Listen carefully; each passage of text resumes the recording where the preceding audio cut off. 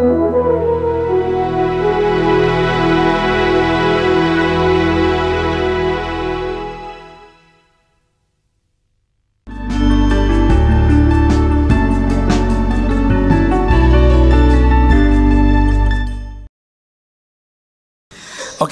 masalah pembagian warisan adalah masalah yang tidak pernah lenyap sepanjang sejarah kehidupan manusia.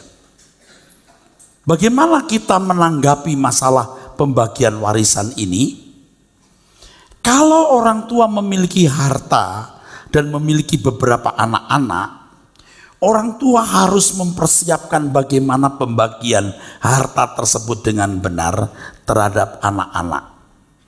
Kesalahan membagi warisan itu bukan saja berdampak bagi diri orang tua tersebut, tapi juga anak-anak. Ini penting saudaraku sekalian, sebab harus diingat bahwa harta yang dimiliki orang tua adalah milik Tuhan. Mungkin ada orang tua berkata, ya tetapi ini hasil jerih lelahku. Hasil jerih lelah saudara, tapi kalau Tuhan tidak memberikan potensi, bakat, kesempatan, Anda tidak akan pernah memiliki semua itu. Itulah sebabnya seseorang sebenarnya tidak berhak mengatakan bahwa ia dapat semua yang dimilikinya tanpa campur tangan Tuhan. Lukas 16 ayat 12 mengatakan bahwa harta yang kita miliki adalah harta orang lain. Artinya hartanya Tuhan. Nah, kalau harta yang kita miliki harta milik Tuhan, maka idealnya cara kita membagi warisan sesuai dengan kehendak pemiliknya. Idealnya hukum negara dan hukum adat tidak menjadi landasan utama. Idealnya bagi anak-anak Tuhan, dasar pembagian warisan tidaklah pada hukum negara atau hukum adat, tetapi pimpinan Roh Kudus, saudaraku sekalian. Nah, ini menjadi masalah, nanti saya dikira melecehkan hukum negara.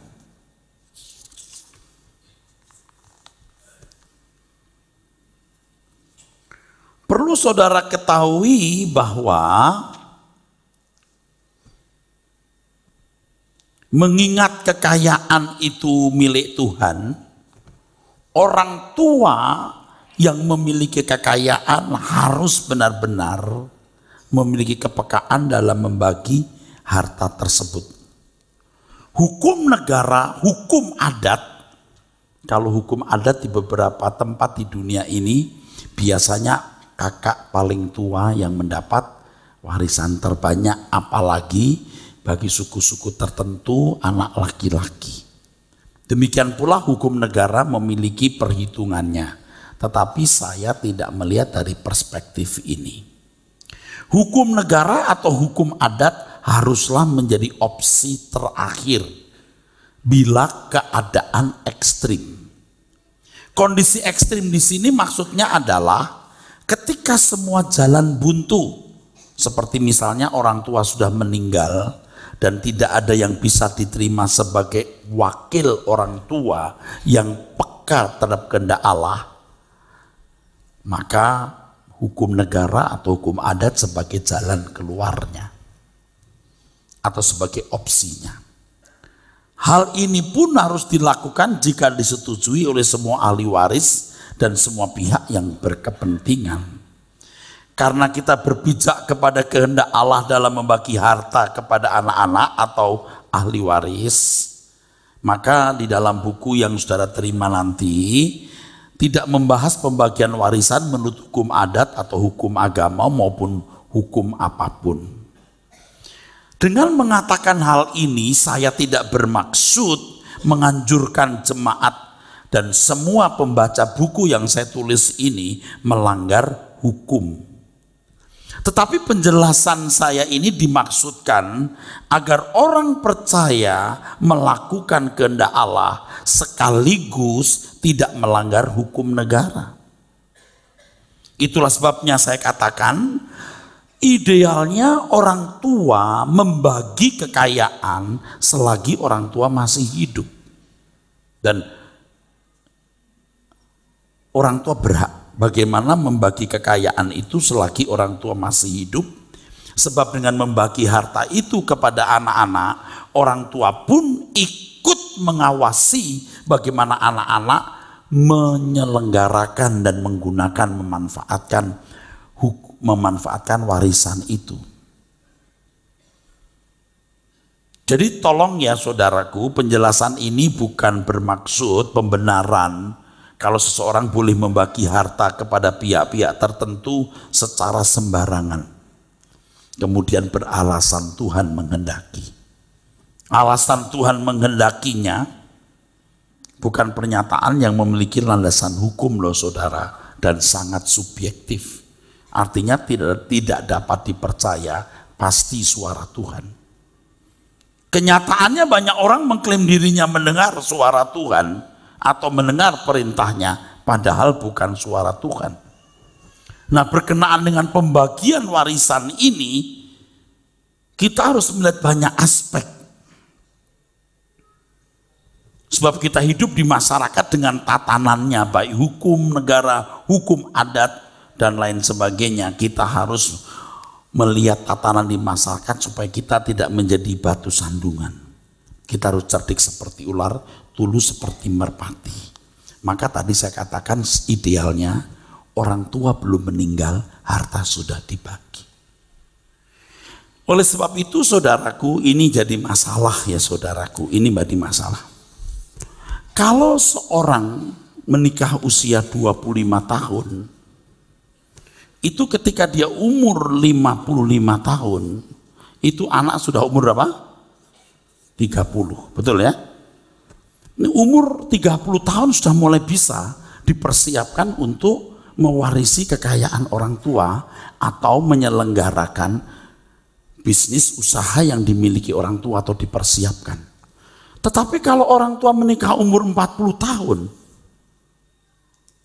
jadi masalah bukan? Ketika anak umur 30 tahun, dia sudah usia 70, itu pun kalau masih hidup.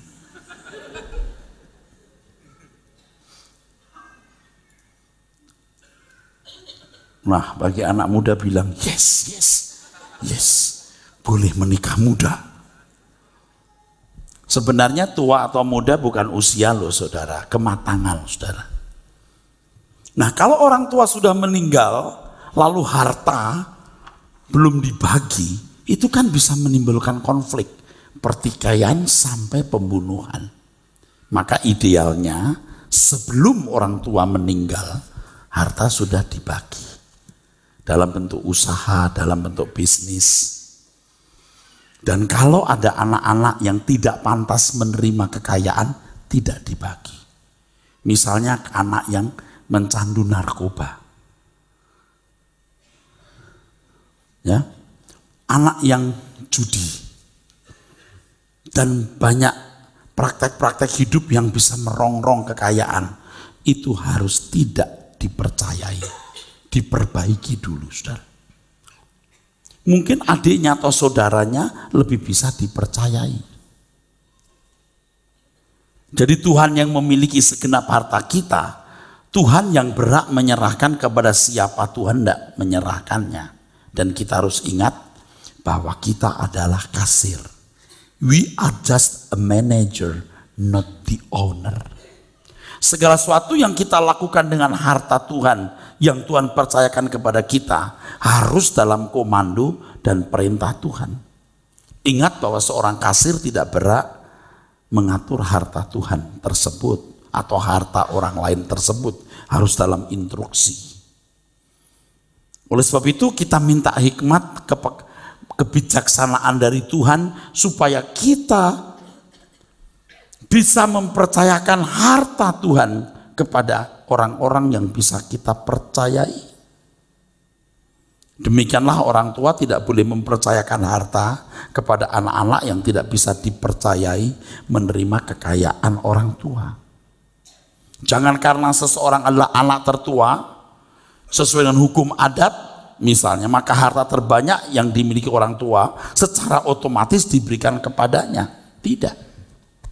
Kalau orang tua memiliki harta banyak, mereka harus mempercayakan kepada anak-anak yang bisa diajak sepenanggungan dan meneruskan pekerjaan Tuhan di muka bumi ini. Terkait dengan hal ini, jauh-jauh hari orang tua harus mendidik anak-anak supaya anak-anak bisa mengawal pekerjaan Tuhan, mengawal pekerjaan Tuhan. Harta kita, perusahaan kita, usaha kita, itu pekerjaan Tuhan. Seperti yang saya kemukakan berkali-kali bahwa idealnya anak Tuhan tidak terikat dengan hukum manapun dalam pembagian warisan. Jadi orang tua hukumnya adalah Tuhan. The Lord is my law. Oleh sebab itu idealnya jika mungkin pembagian harta kekayaan orang tua diberikan kepada anak-anak sebelum orang tua meninggal dan anak-anak yang bisa dipercayainya. Nah, kadang-kadang harus diakui karena ada hubungan darah, kita menjadi tidak peka mendengar suara Tuhan. Ini anak sendiri, itu anak orang. Jadi kita bisa mempercayakan harta kita kepada anak-anak kalau anak-anak memiliki hati Tuhan dan mengerti bagaimana membagi warisan sesuai dengan kehendak Tuhan. Jadi kalau saudara tidak ingin harta saudara jatuh ke tangan orang lain, didiklah anak-anakmu, bangun hidup rohaninya supaya mereka memiliki mental pelayan Tuhan, mental hamba Tuhan yang bisa dipercayai untuk mengelola harta kekayaan yang orang tua wariskan sebagai penata layanan, stewardship. Menjadi masalah lain, orang tua yang sudah usur tapi tidak mau menyerahkan harta kepada anak-anaknya, itu ada. Dia masih gila hormat, dia takut tidak dihormati kalau tidak punya uang, makanya dia tetap pegang kekayaannya. Nah, ketika dia meninggal dan anak-anak tidak cukup dewasa untuk mengasihi saudaranya, wah, ini bisa terjadi perang, saudara. Orang tua yang materialistis, yang kebahagiaan jiwanya ditopang oleh harta, yang masih menuntut kehormatan, nah ini akan mewariskan pertikaian ketika dia meninggal mendadak.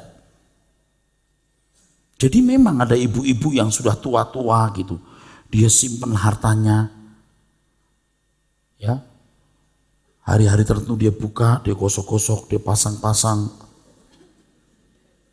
biar dasteran ya, daster kumel, tapi ininya kinclong. Ngerti nggak saudara?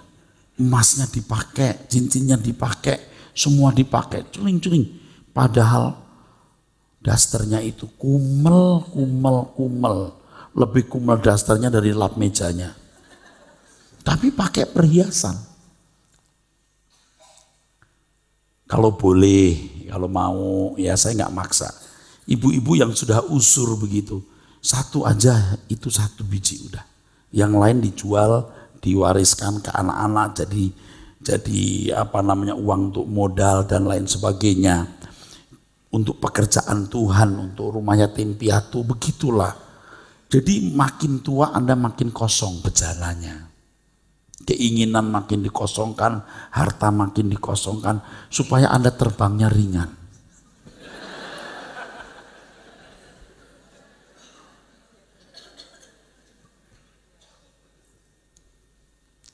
Kalau ibu-ibu ya sudah tua ya, maaf ya ibu, ini untuk ibu-ibu dulu ya. Ibu-ibu punya anteng gonta-ganti itu yang tertarik siapa?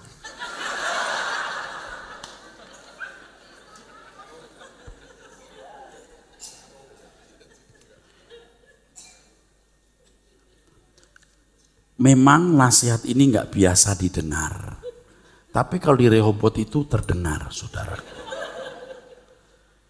Kalau hari ini pakai anting jenis ini, besok anting jenis itu. Saya mau tanya, yang tertarik itu siapa? Terus antingnya begitu. Yang tertarik siapa? Oh, garong. Yang tertarik garong. Bapak jangan ngundang garong ya. Jadi anting satu aja, ini satu, udah itu aja. Itu cukup ya. Dan kalau meninggal tolong dicopot. Karena gini, ada orang-orang yang meninggal gelangnya dipasang. Itu enggak benar, saudaraku. Kalau sudah jadi kebiasaan dikasih mutiara sini oke lah ya. Tapi yang ini dipasang buat apa? Itu maling malah bongkar kuburan. Jadi orang tua cukup dapat santunan per bulan berapa dari perusahaan ya, tetap juga harus ada. Atau punya simpenan yang bunganya bisa diambil atau diambil misalnya saudara usia 70 tahun. Ini paling tinggalin 15 tahun. Kok ngatur banget sih? Jadi uang sudah segini, dipotong tiap bulan, tek diambil. Itu nanti pas mati, pas habis.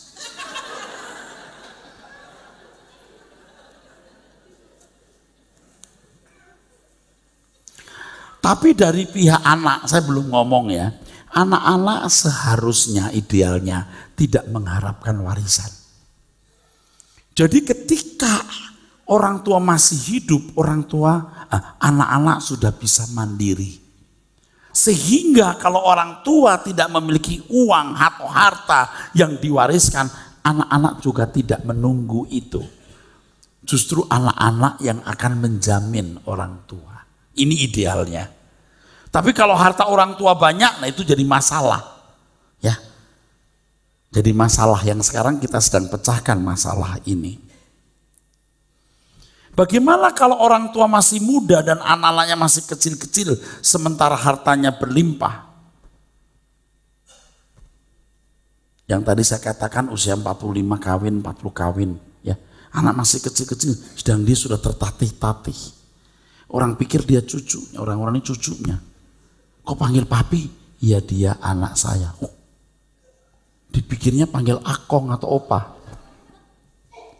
Seharusnya seseorang akan menunjuk orang yang bisa mengolah hartanya dan meneruskan kepada anak-anak. Biasanya ini saudara kandung atau sahabat dekat. Kalau saya ada apa-apa, tolong kelola usaha ini, besarkan anak-anak. Dan sebaiknya, idealnya, mau dengar, kita punya orang seperti itu. Sebaiknya kita punya orang seperti itu. Jadi tidak usah kita minta tolong nanti kalau saya meninggal jaga anak saya. Kita sudah tahu kalau aku ada apa-apa orang-orang ini akan perhatikan anak-anakku. Kalau kamu ada apa-apa kamu tidak usah minta tolong, anak-anakmu adalah anak-anakku. Makanya orang mesti punya saudara. Ya, ini saudara. Saudara seperut, seiman sampai di kekekalan.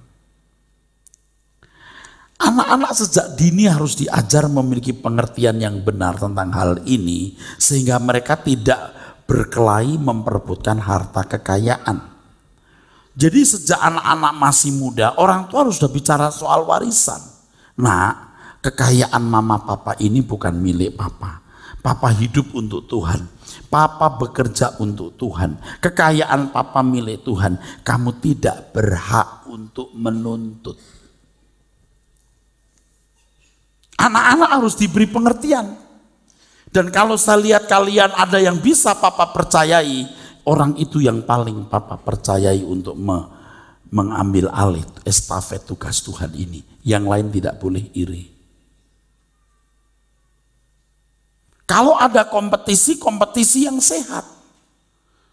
Dan idealnya semua anak-anak bertumbuh dewasa. Kalau suatu hari orang tua meninggal, kalau orang tua punya harta lebih atau berlimpah, mereka bersama-sama mengelolanya. Ini kadang-kadang si A gereja A, si B gereja apalagi beda-beda. Apalagi kalau sampai ada yang pindah agama, waduh, rusak saudara sekalian. Rusak. Jadi anak-anak sudah harus memiliki pengertian dan kasih kepada saudaranya yang berkekurangan, sehingga kalau seandainya dalam kondisi ekstrim papa mama meninggal, maka ada anak-anak yang dengan rela mengalah memberikan bagian kepada saudaranya yang mengalami kesulitan ekonomi. Sudah nggak lagi terikat hukum adat atau hukum negara atau hukum manapun. Bebas bukan? Aku mesti berhak mendapatkan 2/3, tapi kuberikan kepadanya. Enggak masalah. Dan orang percaya harus memiliki prinsip-prinsip seperti ini.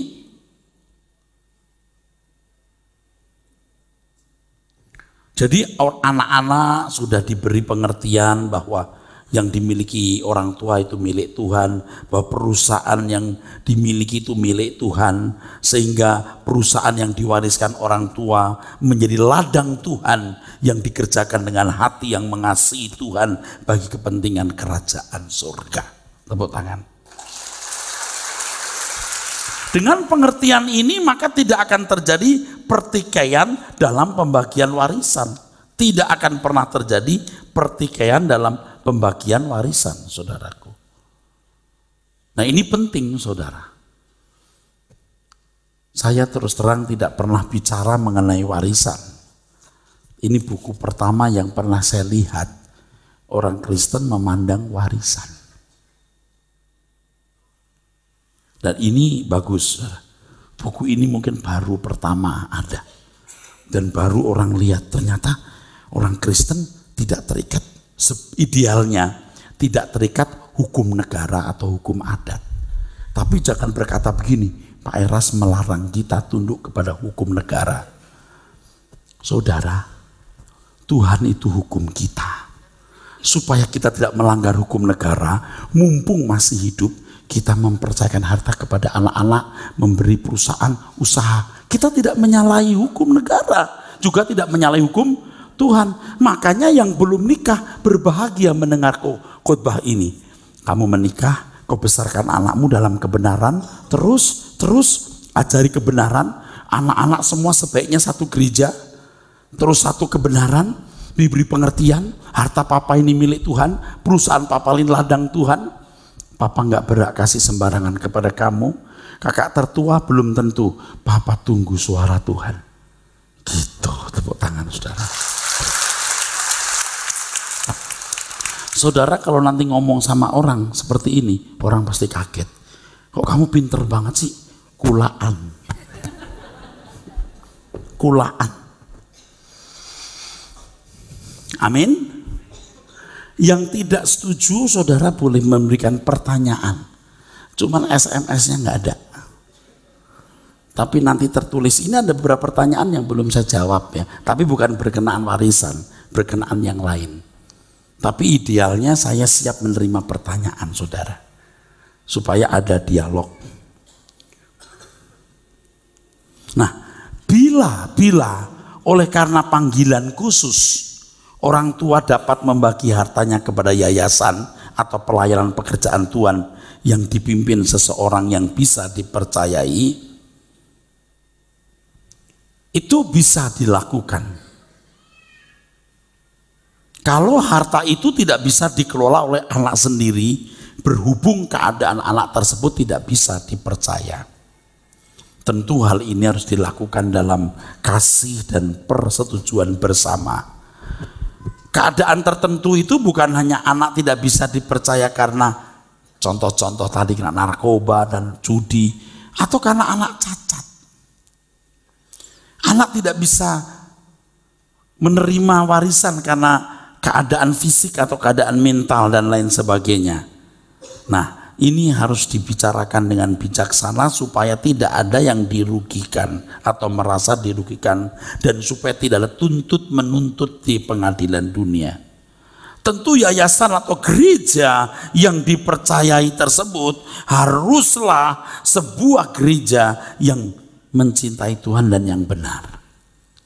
Dan kalau gereja menerima warisan atau hibah, gereja harus menyerahkan kepada seorang profesional untuk mengelola itu. Oke? Amin, saudara. Ngerti maksudnya ya? Bisa, bukan tidak mungkin. Jangan pendeta yang tidak tahu bisnis lalu bisnis. Kecuali Pak Eras. Emang dari muda dagang dia. Tapi saya pun juga kalau disuruh mengelola perusahaan, saya tidak akan mengelola. Aku tidak mampu. Karena aku lebih banyak menggali Alkitab, saya harus mempercayakan seorang profesional. Kelola perusahaan yang dihibahkan gereja ini. Semua harus transparan, begitu saudaraku. Lebih baik lagi jika mungkin kalau orang tua, orang yang memiliki harta selagi masih hidup, membangun yayasan sendiri atau membangun yayasan tidak mudah. Mempercayakan itu kepada gereja atau anak-anak Tuhan yang memiliki yayasan yang memperhatikan orang-orang yang perlu diperhatikan, misi penginjilan, yatim piatu, orang tua dan lain sebagainya, saudaraku. Ya, perlu Bapak Ibu ketahui bahwa Rehobot ini ada yayasan Rehobot, saya sebagai foundernya. Lalu ketuanya untuk ini untuk selama sampai sekarang Pak Kyong. Lalu bendaharanya Pak Wiknyo. Orang-orang yang sangat bisa saya percayai. Ya, percaya saudaraku. Sangat bisa dipercaya Pak Wiknyo begini. Itu semua kita persembahkan untuk Tuhan. Ya saudara. Sekretarisnya Pak Beni. Itu bisa dipercayai saudara. Saya mengatakan ini bukan begini ya, bukan bermaksud mau berkata begini. Siapa yang mau menghibahkan perusahaan? Jauh dari itu, jauh. Supaya Bapak Ibu kita punya beberapa radio itu tidak nama saya, nama yayasan. Kalaupun jadi PT yang dimiliki yayasan. Kalau ada hibah-hibah dimiliki yayasan. Dan Anda tahu tidak mudah yayasan itu dijual. Karena kalau harta kekayaan yayasan tidak boleh dijual, diserahkan kepada yayasan lain yang bergerak di bidang yang sama. Baru-baru ini kita membeli sebuah sekolah, nggak tahu berlantai 4 atau berlantai 5 atau berlantai 3, tapi jelas beberapa lantai, beberapa ribu meter tanahnya. Harganya 1,5 miliar, saya tawar 1 miliar. Itu dari 2-3 bulan yang lalu sebelum kita punya masalah tempat ibadah ini. Itu pun saya tawar. Itu yayasan ke yayasan, saudara. Daripada sekolah jatuh ke tangan antikris atau orang yang tidak percaya Tuhan Yesus, saya buru-buru ambil karena ada SMK-nya, sekolah menengah kejuruan. Ada sekolah-sekolahnya di situ. Jadi diam-diam kita ini punya sekolah. Cuma di Jakarta belum, bukan tidak, belum. Saudara sekalian, harus dipertimbangkan bahwa harta yang berlimpah, yang diwariskan kepada anak yang tidak mampu atau ahli waris yang tidak mampu mengelolanya, itu akan menghancurkan hidupnya. Katakan amin.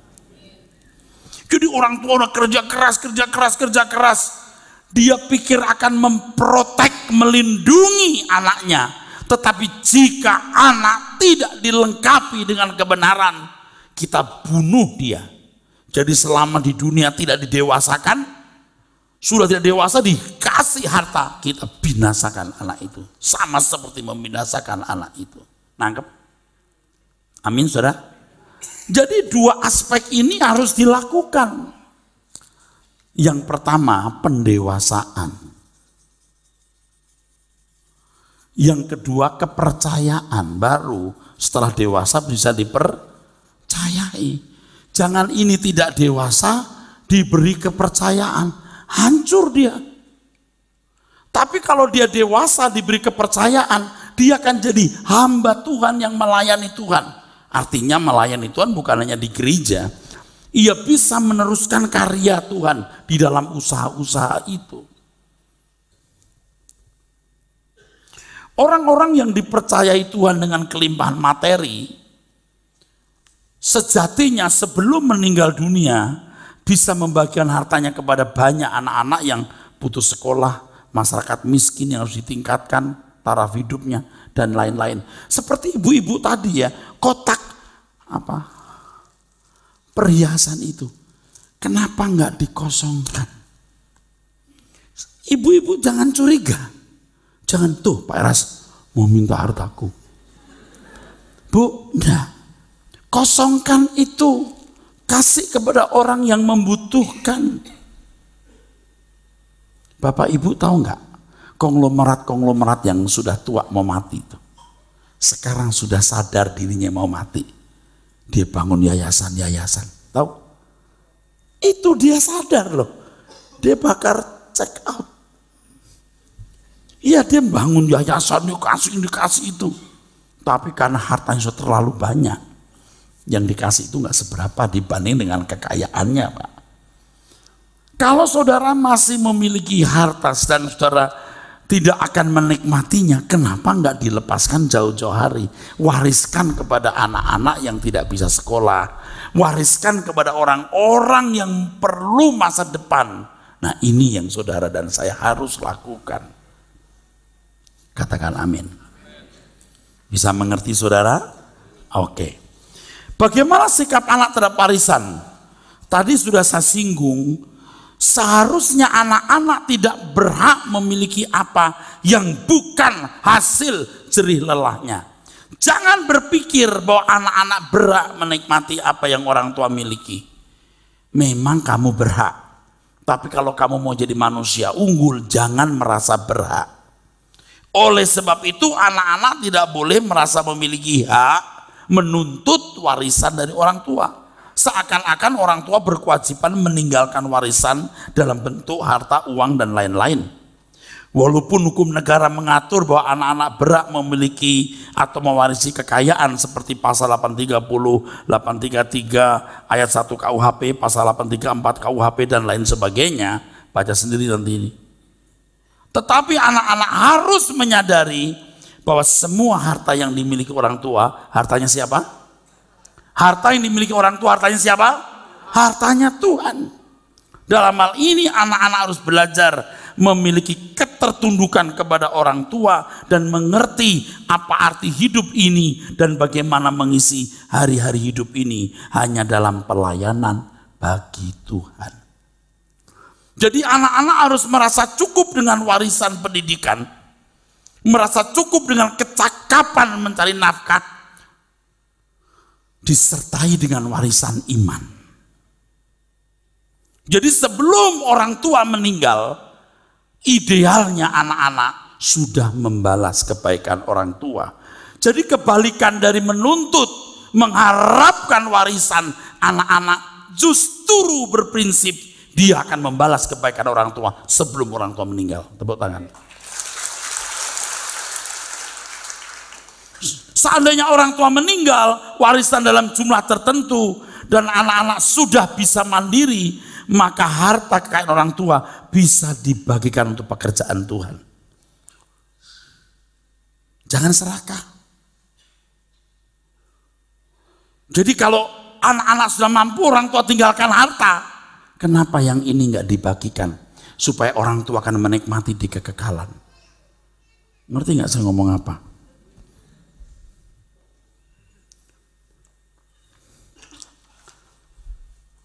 Begini saudara, ini anak. Ada yang gemuk-gemuk, kurus gemuk-gemuk. Yang kurus itu perempuan. Lalu punya orang tua.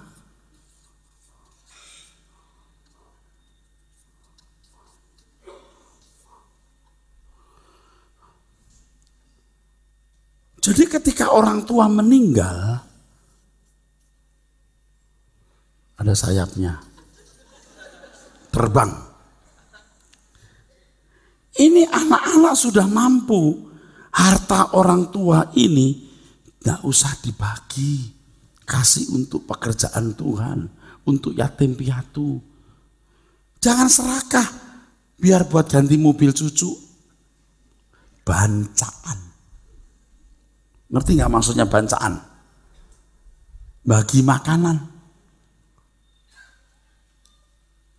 Ini gak lazim. Tapi kalau milik orang tua dibagikan dan dia anak Tuhan, dia akan tersenyum di surga. Uang ini membuat anak perempuan tidak jadi pelacur tapi sekretaris. Membuat seorang pemuda tidak jadi penjual narkoba tapi jadi pilot. Ini kan buahnya dipetik di kekekalan. Masa masih mau dirampok? Ini sudah diberi pendidikan dan lain sebagainya. Hah? Tepuk tangan untuk kebenaran ini, saudara. Saya mau tanya, anak-anak rela nggak?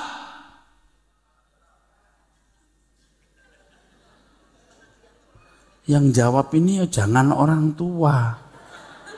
Orang tua nih mau bersubsidi terus sih. Saya mau nanya, anak-anak rela enggak?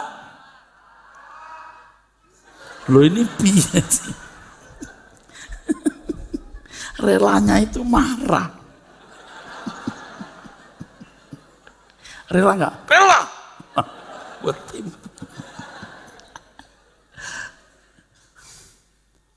Saya minta Bapak Ibu, Mbok Yo jangan ikut jawab. Ini kan urusan anak-anak masih dicaplok juga. Ini loh, coba anak-anak saya jawab rela enggak? Ini asli anak-anak ya. Asli, kayaknya banyak pemuda remaja duduknya di sebelah sana kayaknya. Anak-anak sebelah kiri saya, rela enggak? Oke. Sekarang anak laki-laki saja, anak laki-laki semua, rela enggak?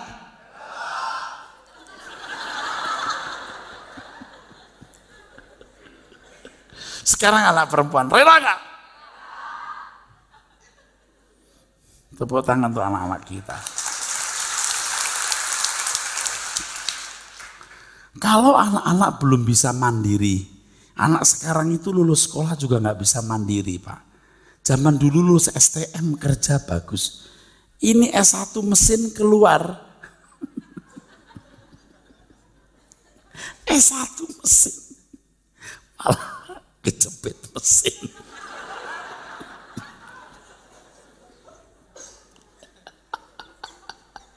Dulu zaman dulu ya Pak Paulus, kita STM lulus tuh pintar kerja ya. Cakap-cakap. Sekretaris D3 udah bisa kerja dengan baik.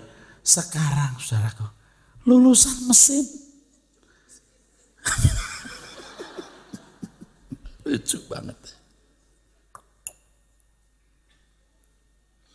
Dulu insinyur-insinyur itu saudara, itu lulus S1 langsung bisa kerja. Sekarang enggak jelas insinyur itu. Dulu kalau namanya insinyur pertanian, terhormatnya langsung masuk. Sekarang pertanian nanam jagung. Nanam jagung aja nggak hidup. Aduh ampun deh. Boro-boro mau nanam padi 3 hektar. Gandum menanam jagung 2 biji aja nggak hidup. Ampun deh. Aduh ampun deh. Loh ini fakta loh. Fakta loh. Bener loh saudara. Dulu anak STM tuh lulus langsung bisa kerja. Ya memang banyak faktor ya saudara. Sekarang nggak tahu gimana bisa begini dunia ini. Aduh. Nah saya juga mengerti anak-anak sekarang lulus sekolah juga belum bisa apa-apa. Ya udah kita bimbing, dan banyak ya anak-anak dari luar negeri ya sekolah manajemen udah master manajemen di sini jual bakso. Bu, Pak ini serius, yang ngomong ini serius. Jadi dia tuh dari Singapura pulang udah bapaknya tuh punya franchise bakso apa gitu. Dia pegang bakso. Kalau kerja 9, 8, 7 juta paling banyak. Ya mendingan jual bakso bisa 15-20 lebih per bulan. Bahkan lebih saudaraku. Makanya ya saudara harus diperhatikan orang dagang itu juga lumayan saudara. Tapi gak semua orang bisa dagang saudara. Nah anak-anak mesti dibimbing ya. Dibimbing. Supaya anak-anak sebelum orang tua meninggal sudah mandiri ya. Bisa berkata mama, papa, udah mama, papa, udah jadi pengurus USIN saja usia indah. Bantu Pak Eras nanti saya yang kerja. Tiap bulan mama papa dapat sekian. Mobil, rumah, pembantu rumah tangga juga yang baik, yang dipilihkan yang baik. Begitu saudara. Ya. Jangan umur 70 masih bawa sepeda gini, jual sebak. Ini benar, kasihan saudara. Ya, jika anak-anak tidak merasa berat menerima warisan, maka hal ini akan lebih mendorong anak-anak mempersiapkan diri menghadapi hari esok dengan persiapan yang baik. Hidup anak-anak tidaklah tergantung dari warisan orang tua. Anak-anak harus berprinsip tanpa warisan orang tua mereka dapat berdiri di atas kaki sendiri. Menggunakan pancing dan membuat pancing sendiri. Orang tua cukup memberikan pendidikan, keahlian mencari nafkah, selanjutnya anak-anak bisa mengembangkan sendiri. Mestinya anak-anak lebih bangga dapat memiliki pekerjaan atau bisa memiliki pancing, menggunakan pancing, membuat pancing, dari hasil pendidikan yang diterimanya ya, yang telah selama tahun-tahun panjang dipersiapkan orang tua bagi anak itu. Dengan hal ini orang tua tidak menyesal memiliki anak-anak yang bisa mengembangkan hidupnya, bahkan bisa lebih sukses dari orang tuanya. Saya berkata begini, ada anak-anak yang umur 25, 26, 30, 35, mungkin belum jadi orang, jangan terus, aduh kok aku jelek banget ya, kok aku masih gagal ya. Ini kan saya bicara idealnya. Dunia kita sudah susah ideal saudara.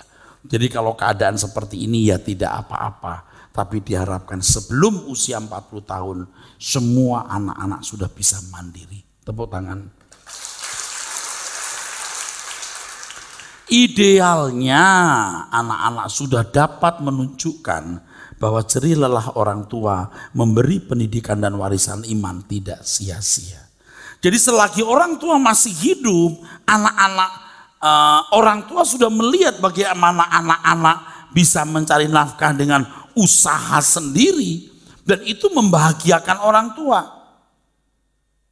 Bahkan anak-anak sudah bisa memberi kepada orang tua. Walaupun tentu orang tua yang baik tidak menuntut anak-anak membalas kebaikan yang dilakukan oleh orang tua yang baik, tidak menuntut membalas kebaikan yang dilakukan orang tua terhadap anak-anak. Jadi tidak ada orang tua yang membuat catatan begini, umurmu 30 tahun ya, waktu kamu dilahirkan biaya rumah sakit segini. Kamu tahu nggak susu seminggu berapa harganya? Coba kamu kali berapa minggu, tulis. Uang sekolah kamu pertama berapa? Udah, ini belum bunganya belum. Bunganya bertingkat, karena kan waktu itu dolar berapa? Dulu masih 1.500, sekarang udah 13.000, jadi berubah. Nilai tukarnya ada beda, oke. Terus ayo balas, nggak ada orang tua yang begitu, saudara. Jadi tidak ada orang tua yang taruh itu. Nih, tidak ada. Tapi anak-anak harus sudah bisa mengerti bahwa susu ibu itu nggak bisa dibalas. Masa anak terus punya istri, mam, susumu kamu keluarin mam. Pulangin ke mama. Beda. Susu ibu sama susu istrimu hari ini beda. Kenapa? Susu ibumu itu waktu kamu kecil. Tanpa dia kamu nggak hidup. Tapi tanpa susu istrimu kamu hidup.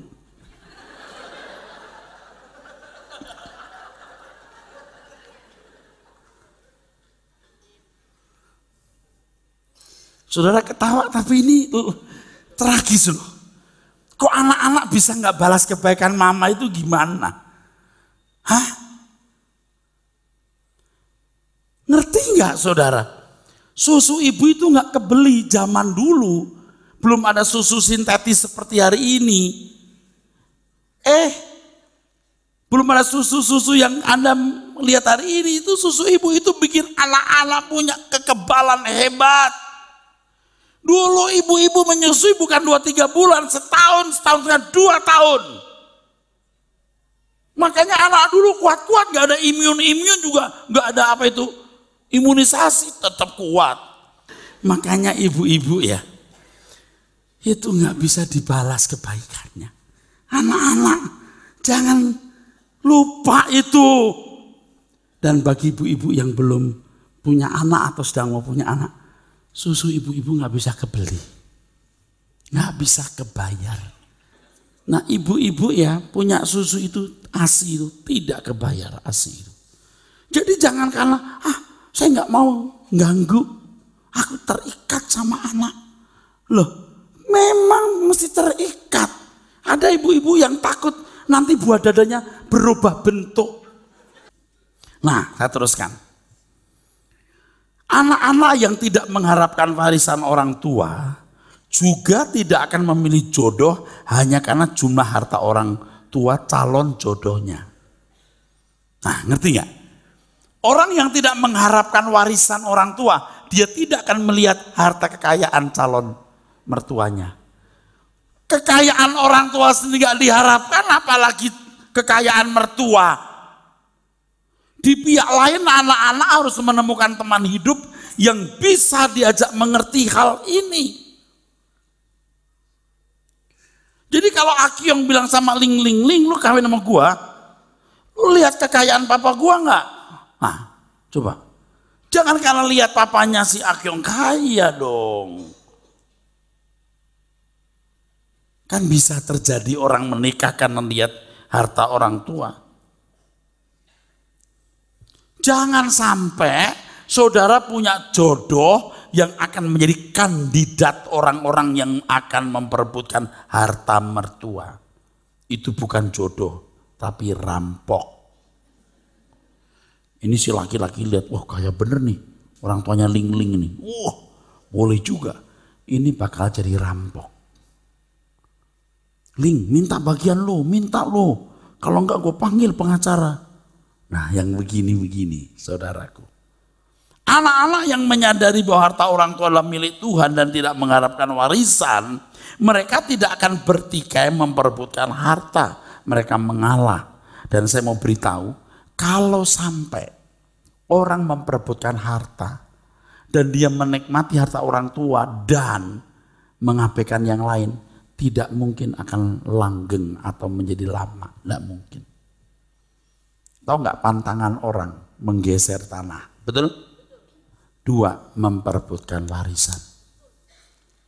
Itu di mana-mana sudah jadi budaya dan faktanya memang orang-orang yang suka menggeser tanah, nggak selamat loh.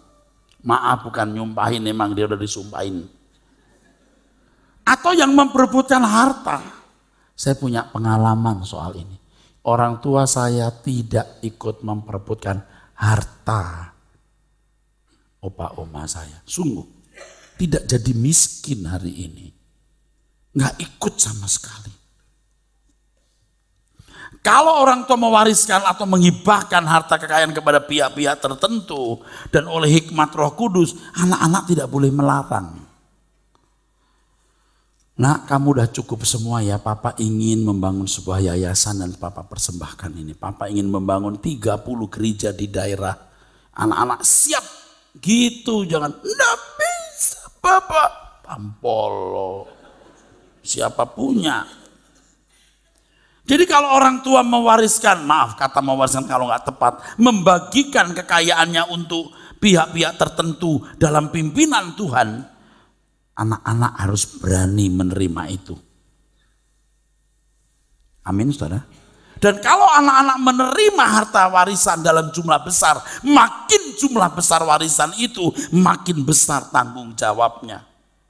Jadi jangan, banyak. Itu ketahuan serakahnya. Ketahuan tuh serakah, saudara.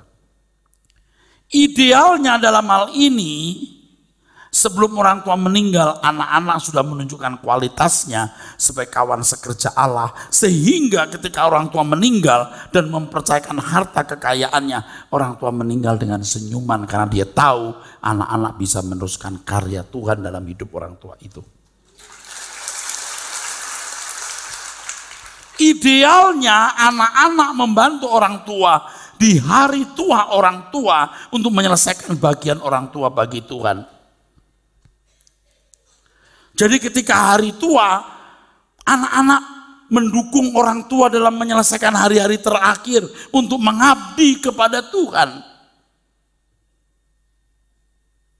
Anak-anak membantu orang tua untuk mewariskan hidupnya bagi kekayaan kerajaan Allah di bumi. Dan dia akan memetiknya di kekekalan. Tepuk tangan, saudaraku. Jadi anak-anak membantu orang tua, bukan menuntut warisan, tapi membantu orang tua untuk mempersembahkan hidupnya di hari tua bagi Tuhan. Nah, itu cara membalas kebaikan orang tua itu begitu. Hebat ya saudara. Ini kebenaran yang hebat. Tapi tentu tidak bisa saya baca semua karena banyak isinya. Baca sendiri. Amin.